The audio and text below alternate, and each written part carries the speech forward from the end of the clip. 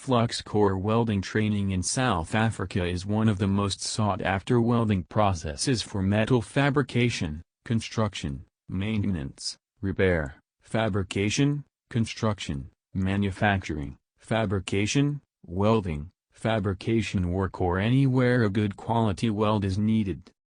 It is considered the most widely used type of welding for metallic materials in today's market due to its versatility and cost-effectiveness. Welders learn basic to advanced skills such as how to work with stainless steel, aluminum and other metals to fix or create products used in daily life.